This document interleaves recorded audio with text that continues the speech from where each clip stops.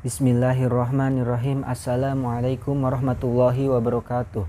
Alhamdulillahirabbil alamin wa bihi nasta'in wa ala umurid dunya waddin wassalatu wassalamu ala asyrafil anbiya'i wal mursalin wa ala alihi wa sahbihi ajmain. Amma ba'du. Puja puji syukur kehadirat Allah Subhanahu wa taala yang telah memberikan kita beribu macam nikmat, diantaranya nikmat iman, nikmat Islam, wabil khusus nikmat sehat wal afiat.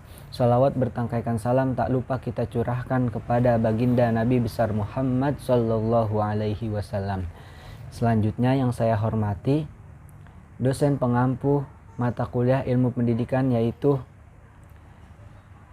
Bapak Dr. Mawardi SSI MPD. Selanjutnya perkenalkan, nama saya Hadi Fadilah Hasan dengan NIM 22862062, ingin mempresentasikan materi pendidikan abad 21. A. Globalisasi dan pendidikan. Globalisasi dapat dimaknai sebagai kompetisi ekonomi berbasis ilmu dan teknologi. Implikasinya adalah munculnya ekonomi pengetahuan, yakni ekonomi yang dasarnya adalah pengetahuan yang pada umumnya melibatkan penelitian-penelitian yang dilakukan di perguruan tinggi maupun lembaga penelitian. Globalisasi berawal dari niat beberapa negara industri maju untuk menghasilkan produk-produk yang memiliki nilai tambah tinggi dengan muatan ilmu dan teknologi mutakhir. Era globalisasi yang ditandai dengan derasnya arus informasi yang didukung oleh teknologi komunikasi berdampak pada aspek-aspek kehidupan manusia yang mempengaruhi perubahan serta pembentukan kepribadian individu, terutama terhadap anak dan remaja. Salah satu dampak merugikan yang terjadi adalah semakin meluasnya perilaku kehidupan manusia modern yang terlepas dari nilai-nilai agama dan budaya sosial. 1. Ciri-ciri masyarakat pada era globalisasi. H.A.R. 1999.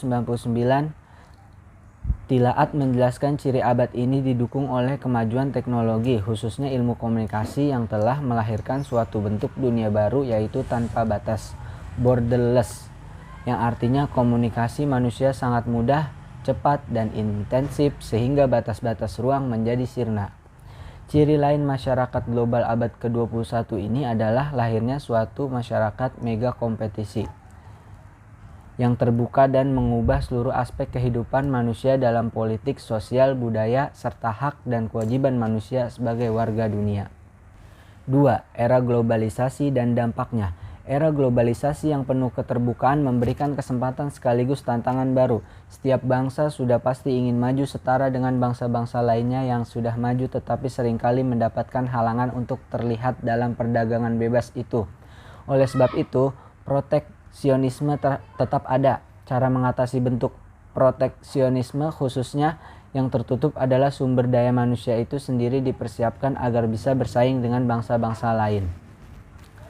B. Paradigma dan tujuan pendidikan nasional di abad 21. Keterampilan abad 21 adalah 1. Life and career skill. 2. Learning and innovation skill. 3. Information media and technology skill. Ketiga keterampilan tersebut dirangkum dalam sebuah skema yang disebut dengan pelangi keterampilan. Skema tersebut diadaptasi oleh organisasi Nirlaba P21 yang mengembangkan kerangka kerja framework pendidikan abad 21 ke seluruh dunia melalui situs www.p21.org yang berbasis di negara bagian Tucson, Amerika.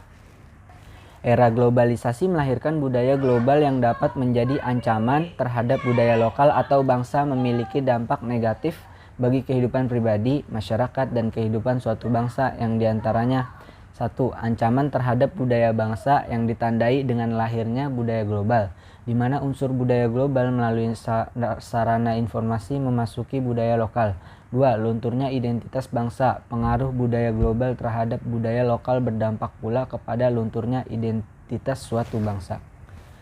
Pada skema yang dikembangkan oleh P21 diperjelas dengan tambahan core subject 3R. Dalam konteks pendidikan, 3R adalah singkatan dari reading, writing, dan arithmetic. Dari subjek reading dan writing muncul gagasan pendidikan modern, yaitu literasi yang digunakan sebagai pembelajaran untuk memahami gagasan melalui media kata-kata. Sedangkan dari objek aritmatik muncul pendidikan modern yang berkaitan dengan angka, yang artinya bisa memahami angka melalui matematika. 3R yang diadaptasi dari abad 18 dan 19 tersebut equivalent dengan keterampilan fungsional, literasi, numerasi, dan ICT yang ditemukan pada sistem pendidikan modern saat ini. Fungsi core subject 3R dalam konteks 21st century skill, 20th century skill, dan information, media, and technology skill yaitu life and career skill. Keterampilan hidup dan berkarir meliputi A. Fleksibilitas dan adaptabilitas, B. Inisiatif dan mengatur diri sendiri, C. Interaksi sosial dan budaya, D. Produktivitas dan akuntabilitas, E. Kepemimpinan dan tanggung jawab. Learning and innovation skill. Keterampilan belajar dan inovasi meliputi A. Berpikir kritis dan mengatasi masalah, B. Komunikasi dan kolaborasi, C. Kreativitas dan inovasi. Information, media, and technology skill. Keterampilan teknologi dan media informasi meliputi literasi informasi, literasi media, literasi ICT, Information and Communication Technology. Berikutnya, saya akan membacakan kesimpulan dari presentasi materi tersebut.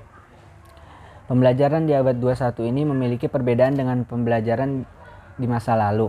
Untuk mengembangkan pembelajaran abad 21 ini, pendidik harus memulai satu langkah perubahan, yaitu merubah pola pembelajaran tradisional yang berpusat pada pendidik menjadi pola pembelajaran yang berpusat pada peserta didik. Demikian presentasi dari saya, kurang lebihnya mohon maaf. Billahi taufik wal hidayah. Wassalamualaikum warahmatullahi wabarakatuh.